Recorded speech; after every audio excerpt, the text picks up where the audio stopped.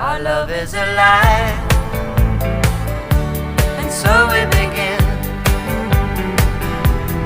foolishly laying our hearts on the table, stumbling in.